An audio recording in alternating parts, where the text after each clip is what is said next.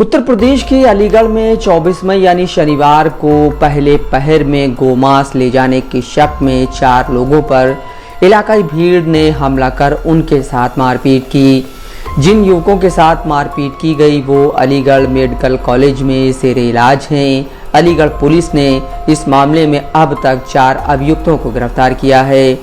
अलीगढ़ के पुलिस अधीक्षक ग्रामीण अमृत जैन के मुताबिक हरदुआगंज पुलिस टीम ने भारतीय न्याय संहिता यानी BNS के तहत हत्या के प्रयास और अन्य अपराधों में 38 लोगों के खिलाफ मामला दर्ज किया है।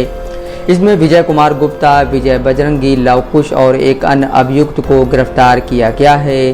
अमृत जैन ने बताया, पुलिस इस मामले में सख्त कार्रवाई कर रही है।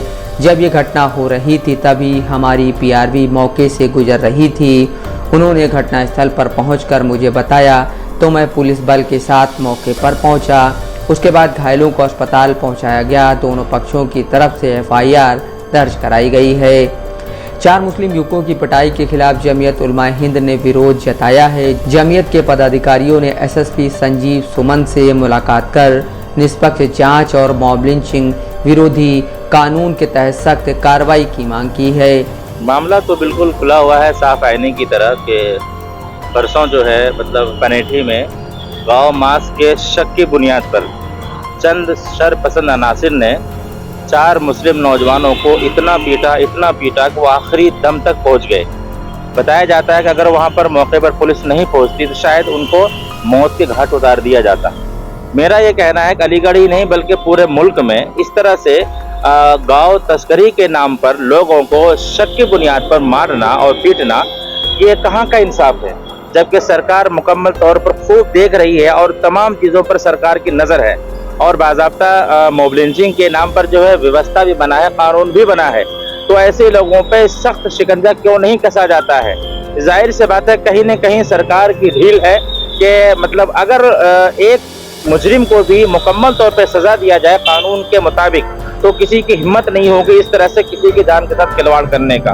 चाहे कोई भी हो, आप अलीगढ़ की वीडियो को देखेंगे, वीडियो को ओपन करने के बाद ही ऐसा महसूस होता है पूरा बदन बिल्कुल वाइब्रेट हो जाता है, जो पूरा बदन लहू से बिल्कुल तरबतर नजर आता है और इंसान शर्मशार हो जाती है।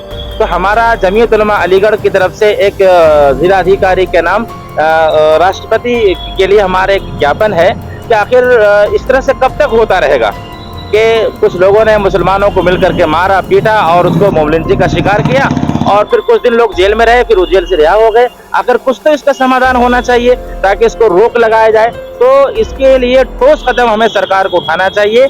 मेरी सरकार से अनुरोध है कि अब बहुत हो गया। आखिर मुसलमान कब तक सब्र करेगा? सब्र कर रहा है और करता रहा है और करता ही रहेगा, लेकिन इतना भी किसी को ना सताया जाए तो उसका सब्र का दामन छलक जाए। इस मामले में जिन 4 युवकों को मारा पीटा गया है उनके परिवार वालों का दावा है कि भीड़ को जरूरी कागजात भी दिखाए गए थे।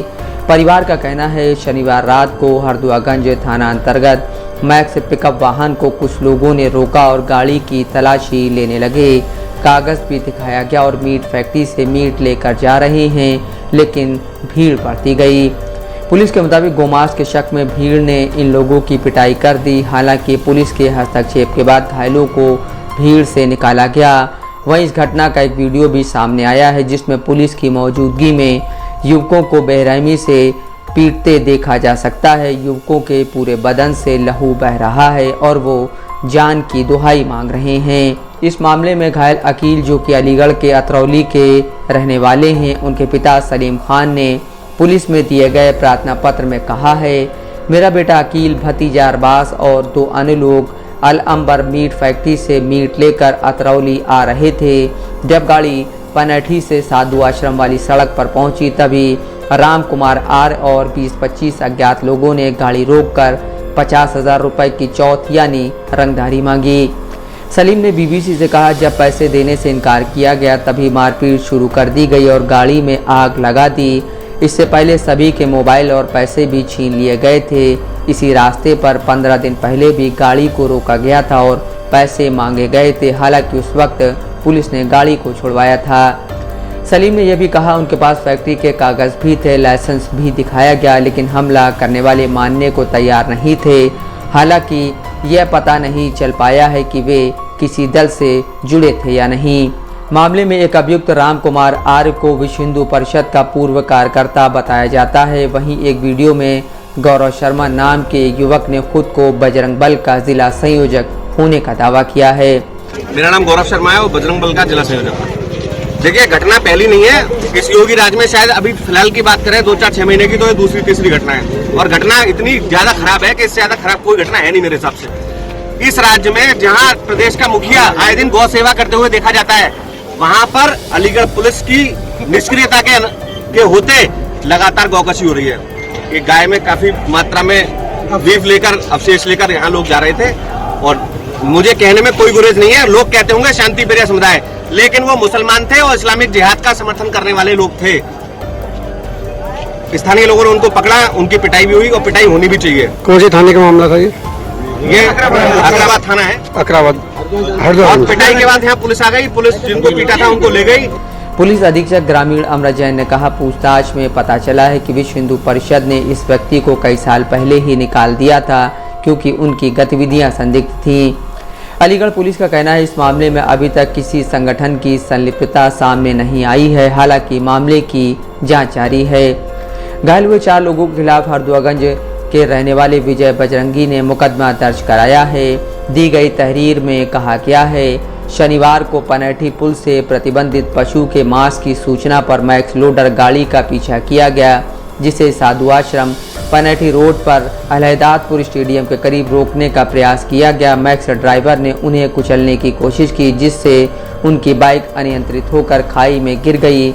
मैक्स गाड़ी भी अनियंत्रित होकर पलट गई। तहरीर में यह भी कहा गया है कि खेतों में काम कर रहे किसान मजदूर दौड़े तो मैक्स में सवार 4 लोगों ने उन पर हमला कर दिया। इस पर पुलिस अधीक्षक ग्रामीण अमृत जैन ने कहा, दूसरे पक्ष का दावा था कि ये गौ मांस है, इसलिए मांस के सैंपल ले लिए गए हैं। बिना FIR के यह सैंपल मथुरा की लैब नहीं भेजा जा सकता, इसलिए गोवध निवारण अधिनियम के तहत मुकदमा लिखा गया है। लैब के रिजल्ट के आधार पर आगे की कार्रवाई की जाएगी। हालांकि पीड़ितों ने पूछताछ में बताया है कि ये लोग रजिस्टर्ड स्लाटर हाउस से ही मांस ले जा रहे थे। मामले में समाजवादी पार्टी, आज़ाद समाज पार्टी, ऑल इंडिया मजलिस-ए-इत्तेहादुल मुस्लिमीन और कांग्रेस के स्थानीय नेताओं ने पूरी घटना की निष्पक्ष जांच की मांग की है। कई नेताओं ने अस्पताल जाकर घायलों से मुलाकात भी की है। हालांकि पुलिस ने इस मामले में अब तक किसी संगठन या पार्टी के लोगों की संलिप्तता से इनकार किया है। Bureau report, Dastak live news.